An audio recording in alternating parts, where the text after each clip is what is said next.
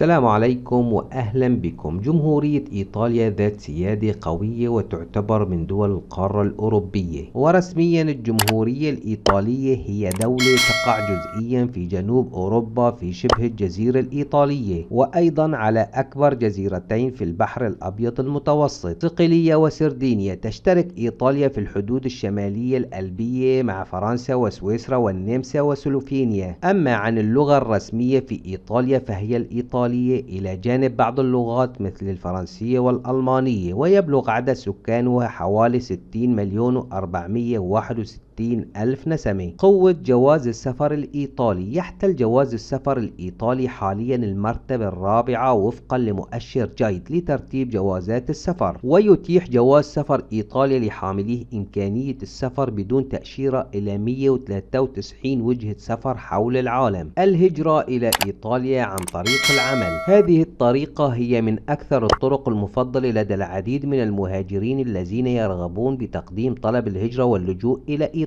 ولتتمكن من الحصول على عقد عمل يجب أن يكون لديك صديق في دولة إيطاليا حتى يتمكن من العثور لك على عمل، أو يمكنك البحث عن عمل من خلال مواقع الإنترنت الخاصة بالعمل، حيث أن المواقع هي التي يمكنها أن توصلك إلى صاحب العمل وتربط بينك وبينه. وعندما تجد الوظيفة وتتفق مع صاحب العمل، يتقدم هو الآخر بعد ذلك بطلب الحصول على فيزا عمل في إيطاليا نيابة عنك، وهذه الخطوة تتم في وزارة العمل المحلية في إيطاليا. وبمجرد الموافقة من قبل السلطات الإيطالية ستكون هذه هي المرحلة الأولى من التطبيق، وبعدها يتم إرسال الطلب إلى سلطات الهجرة الإيطالية، والتي بدورها ستتصل بالسفارة الإيطالية في البلد الذي تقيم فيه، وبعد ذلك سيقع على عاتقك مسؤولية الذهاب إلى سفارة إيطاليا في بلدك أو في البلد الذي تقيم فيه من أجل إكمال عملية التقديم شخصيا. مواقع البحث عن عمل في إيطاليا: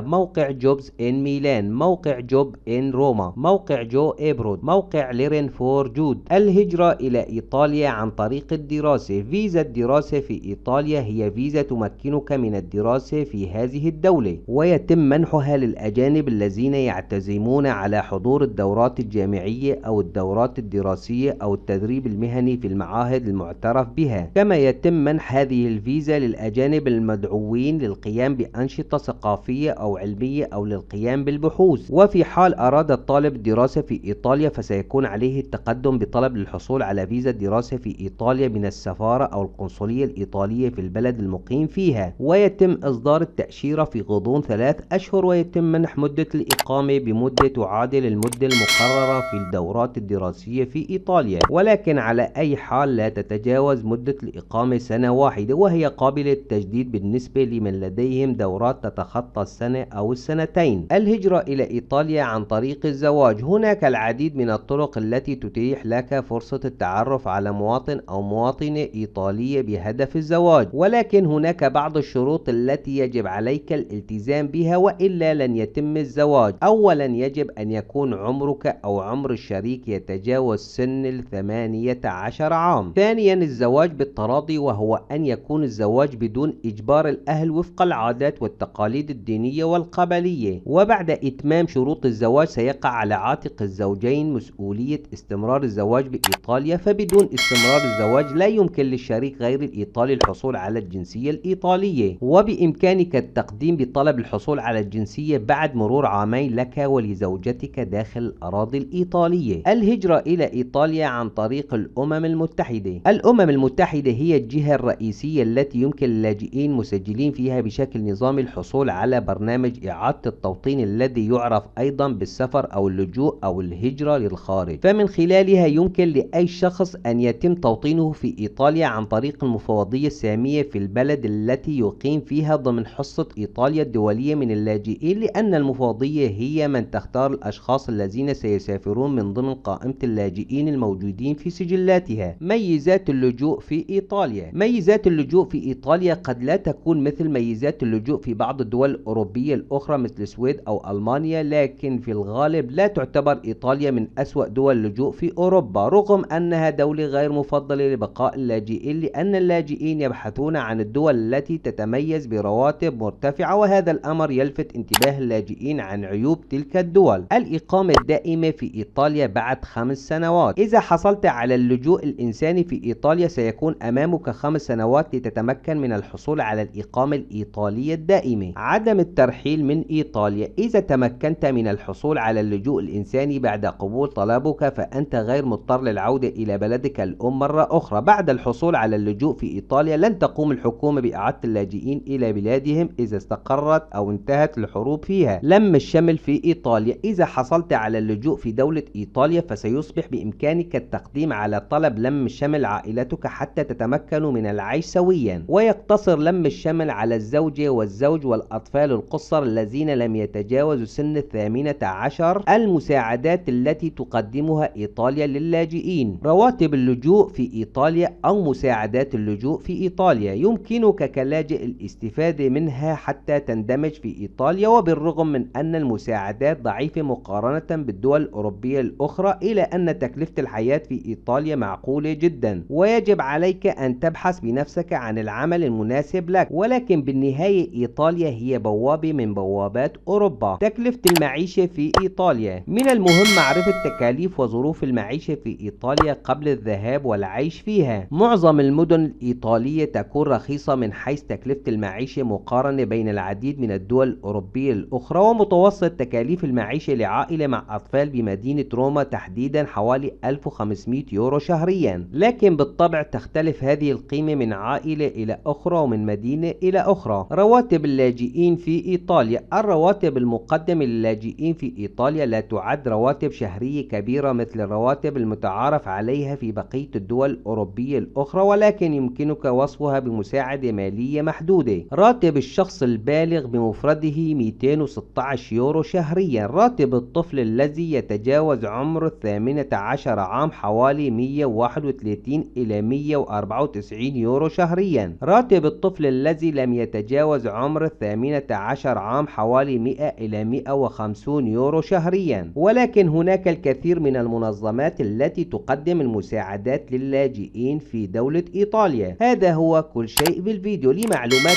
أكثر تفضلوا بزيارة الموقع على الرابط الموجود في صندوق الوصف. ملاحظة: جميع المواقع المذكورة ستجدونها في الرابط الموجود في صندوق الوصف. سلام عليكم.